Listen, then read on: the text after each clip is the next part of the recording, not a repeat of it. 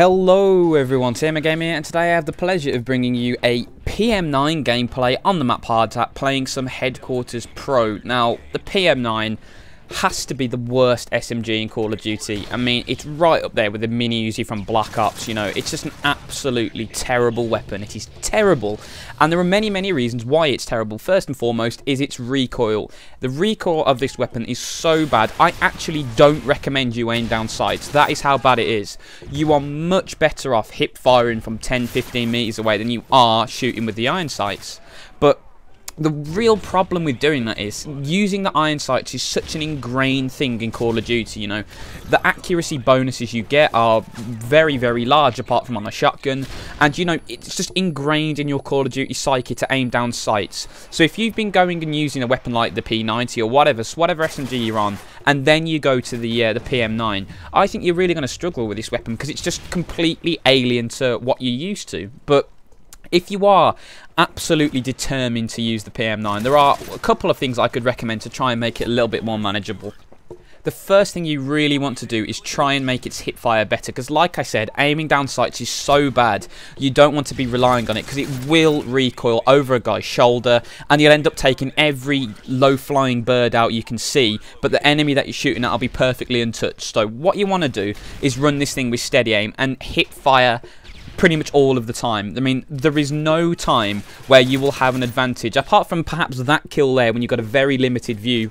There is no time you will have a benefit from not hip firing. So get into the habit, if you are going to use the PM9, of hip firing, because at close, you know, the hip fire on the PM9 isn't too shabby. You can get kills hip firing against shotguns sometimes. You just gun them down. Oh, and just look at this for a death. You know, host migration, what happens in a host migration is the point streaks and the kill streaks that are up in the air don't actually stop. They still circle the map. And the fantastic feature that Infinity Ward decided to implement is they can actually target you when you are in the host migration. So like you saw there, the Cobra targeted me when I had literally no hope, and as soon as the game started I was dead. I mean, that is just a fantastic feature, isn't it, that? But don't you just love getting killed by Cobras that you can't even dodge because the game hasn't started yet? That is absolutely brilliant. Well in Infinity Ward. But anyway, like I was saying, you know, run steady aim, because it's much better to hit fire with this thing than it is to do anything else. You know, the only reason I'm using a red dot is that I haven't unlocked anything else. You know, I haven't used this weapon much, and that is because it's so bad. But you know, using steady aim is one really big thing that you can use to help you. If you have been using this weapon for a long time and you have got everything unlocked, the attachments and the perks I would recommend you using is obviously steady aim, but then I would use sleight of hand, because this thing has a very quick rate of fire. I mean, you can see me here that I just shoot and I have to keep reloading time after time because it just is such a high rate of fire weapon, and it's such pathetic damage that you churn through bullets to get kills. But what I would recommend to do is run rapid fire if you have the chance. If you have that unlocked, run rapid fire, and then run it with something like extended mags. Because, you know, there's no point running kick on it. It's not going to make that much of a difference. It's still going to recoil horribly when compared to the other SMGs. So run it with steady aim, completely forget aiming down sights, and then try and maximise your close combat potential. And by running rapid fire, to all extensive purposes, is just stopping power. If you imagine in Modern Warfare 2, what you would do is you put stopping power on to make your gun more powerful. Rapid fire is basically that. All it does is it increases your damage per second, because you fire more bullets per second, so you can do more damage per second. That's the entire idea. It is basically stopping power. So if you want to make your gun more powerful, especially an SMG, run it with rapid fire, because it actually makes it fairly decent at close, but like I was saying, you're not going to get any range kills with this thing. The other thing I would recommend using is extended mags, and as you can see from me just shooting this weapon in the gameplay, you can see how many bullets I churn through. I really do get bullets down range, and because it has such a fast rate of fire, you don't really want to use scavenger, because you'll be stuck reloading so often, and it has quite a slow reload too, so you're going to be reloading a lot, so you want to run sleight of hand. So the great thing you can do to try and limit the amount of time you spend reloading and maximize the amount of ammo you carry around with you is by running extended mags. And if you run dual attachments, extended mags and rapid fire, and pair it with steady aim, the PM9 becomes usable. But like I was saying, you are not going to get any across-the-map headshot kills with this. I mean, when you compare this to the MP7, there's just no competition. I mean, even second-tier SMGs, like the MP5, completely blast the PM9 out the water. It is by far and away the worst submachine gun in the game. I mean, there is no competition.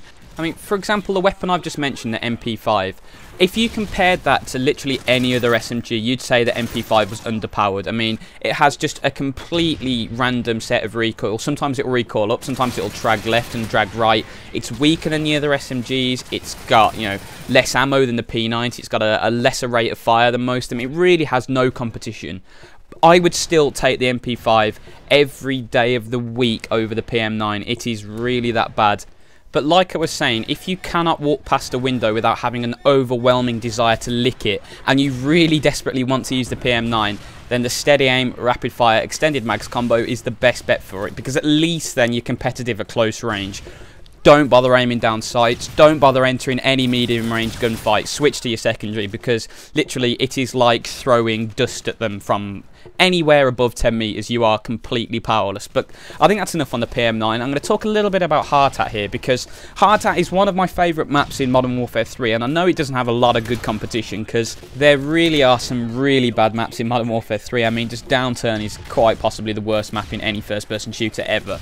But there's just something about Hardhat. It always gets some very interesting games played on it. It's always very, very tight, and it's a faster-paced map, and that's what I like about maps on Call of Duty. I like them to be faster paced without being just completely hectic, and I think Hardhat gets the balance right. But if you're playing an objective game mode on Hardhat, the area where I'm about to walk into here, the tunnel area, is the most important area on the map, because if you can come through the tunnel area and into the centre map, you are perfectly positioned to do practically whatever you want, because, you know, you are literally 10 seconds from A-Dom, you have a line of sight to B-Dom, and you're literally 10 seconds from C-Dom. So if you are playing domination on this map, it is absolutely crucial that you hold the tunnel entrance, not on the C-Dom side, but in the centre map side. It really is imperative to hold that.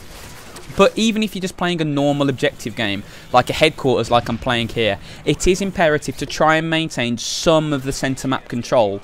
Although headquarters is a lot more of a fluid game mode than domination. You know, you're spending a lot more time moving around the map, because you've got to go and sort out objectives. There's no point sitting head glitching your way through a headquarters game. You are definitely going to lose that game. But the really great thing about holding the centre of the map down in Hardhat is because Hardhat is such a compact map. I mean, you can see from this Reaper footage here how small Hardhat actually is. I mean, it's a pretty tiny map. So by holding the centre of the map, you really do give yourself the maximum array of options. Because what I like to do, if I'm not quite sure where the headquarters is going to be next, I like to try and run to the centre of the map, because wherever it is, I will be close enough to respond. I mean, you see some people who just do laps around the outside or whatever. There's many different ways to play this, but when I like to play it Hardhat with a party or just with one or two friends, what we always try and do, whatever game mode we're on, is try and keep that centre of the map area around the tunnel exit as clear as possible, because if the enemy really get a substantial hold on that, you're going to be in trouble, because they can clear you off very, very easily, and it really becomes difficult to actually capture anything, as that trophy system pwns the Predator missile there, well in James. But anyway, just the commentary is beginning to wind to a close here, so I'm just going to do a quick overview of what I was on about. Like I was saying with the PM9, if you have any marbles left at all, don't use it. But if you are insistent, don't aim down sights, use steady aim, use rapid fire and extended mags, and it turns into a reasonable weapon. And if you are playing a lot at Hardhat, the centre of the map really is the area to go, because it's such a small map, you can respond well, and you can actually keep the enemy where you want them. Because if you're holding the A-B combo in domination, you can keep the enemy spawning at C-Dom just by holding one spot of the map. You know, it's a very, very easy cordon to set up on Hardhat, because most of the other maps, you got to have 4 or 5 people in different positions, but literally hold the centre of the map and you will dominate Hardhat. So guys, I really hope you've enjoyed the commentary. I mean, it's something different. I don't normally upload a lot of headquarters, because I am a massive domination player, but I am going to try and upload a few different game modes. If there's any game mode you want me to play, the only one I won't is Search and Destroy, because that game mode is horrendous on Modern Warfare 3. But if there's any game mode you want me to play apart from Search and Destroy, don't be afraid to leave a comment, and I'll be sure to try and get some gameplay for you. So guys, once again, thank you for watching the video. I really hope you've enjoyed it, and have a fantastic day.